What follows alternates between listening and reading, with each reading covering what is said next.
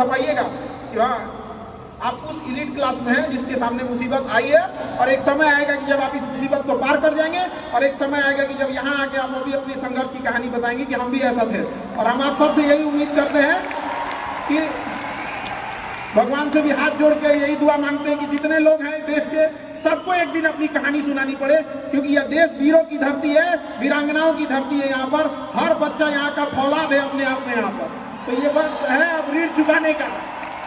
अब इस सदी में हमें अपना नहीं, अब इस देश का भी एक ऋण चुकाना होगा कि शायद पिछले जन्म में बहुत सौभाग्य, बहुत अच्छा काम किए होंगे तो हिंदुस्तान में जन्म लिए, वरना अगर जन्म के समय थोड़ा बहुत बॉर्डर क्रॉस करते ना, उधरिया हो जाते ना, अरे बाप रे बाप, क्या दुर्दशा होता जिसका कोई हद नहीं। यहाँ पे थोड़ा सा बस उधर खसक जाते तो।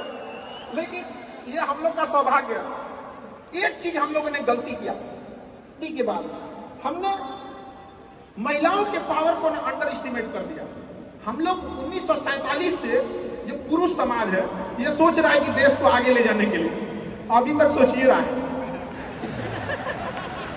ये हम लोगों से गलतियां हुई हैं।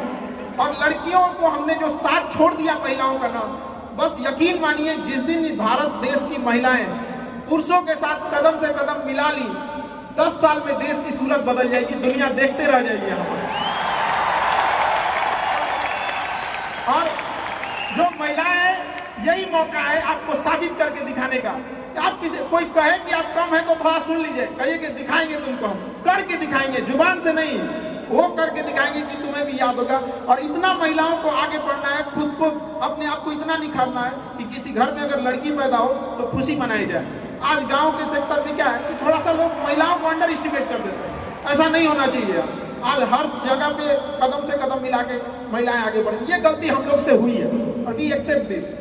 क्यों ना, अगर हम लोग से हो सकता था तो आज़ादी की इतना दिन हो गया, हम लोग देश को कहाँ से कहाँ पहुँचा चुके रहते हैं। क्योंकि किस चीज़ की कमी है हम लोग के अंदर, थोड़ा सा हम लोग ने क्या किया, गलती कर दिया। तो भाई देश की महिलाएं हम लोग की उस गलती को थोड़ा माफ करें, और आज आप लोग भी अब देश पे कदम से कदम मिलाएं ताकि साथ दे, वरना अकेले पॉसिबल नहीं है देश का। वरना एक से समय मिला है यहाँ पर।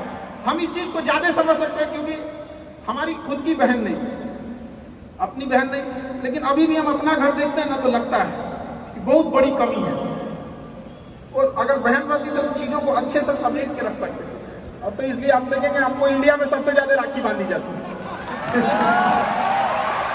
पूरे हिंदुस्तान में सबसे ज्यादा राखी बांधी जाती है।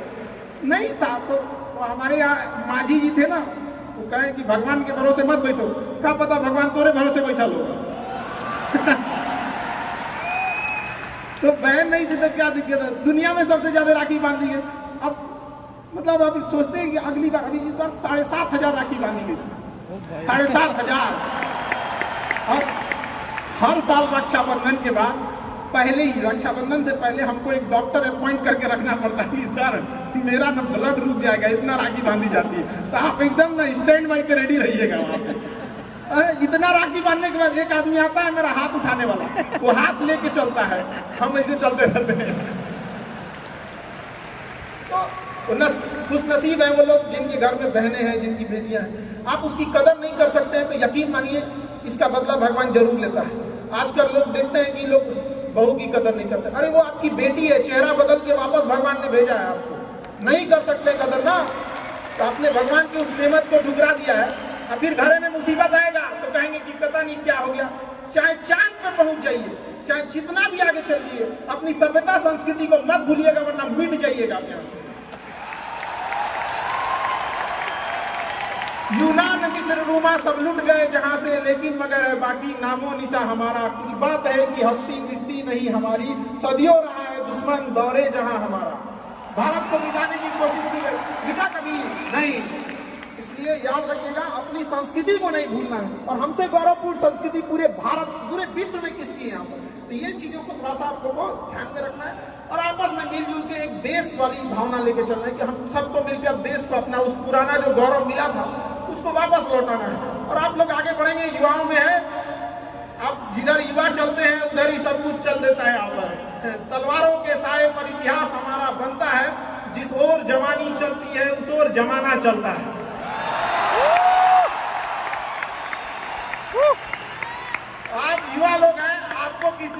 कौन रोक सकता है यहाँ पे? मैं दरिया हूँ, अपना हुनर जानता हूँ, जिधर से भी गुजरूंगा अपना रास्ता बना लूंगा। तो युवाओं में यही तो एक है, भले जेब खाली हो, जेब में गांधी हो या ना हो, दिल में एक आंधी होनी चाहिए।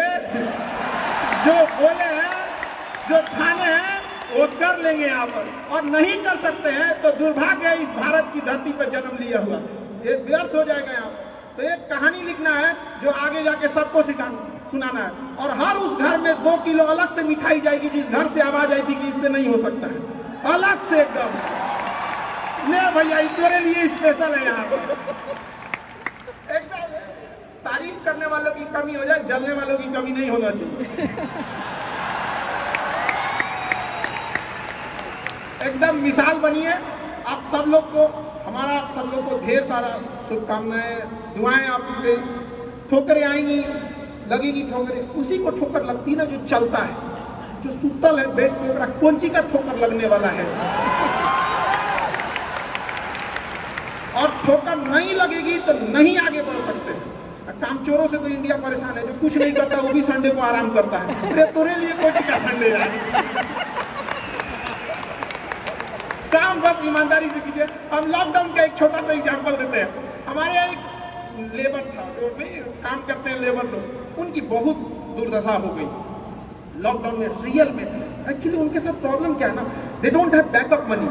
वो डेली कमाने वाले हैं, डेली खाने वाले हैं। उनका अगर 10 दिन का दिहाड़ी बंद हो गया ना तो उनके लिए बहुत दिक्कत आ जाती है। और लॉकडाउन में बेचारों के साथ क्या हो गया, अब इतनी पॉपुलेशन है, गवर्नमेंट भी कितना को देख सकती है, एक लिमिटेशन है वहाँ।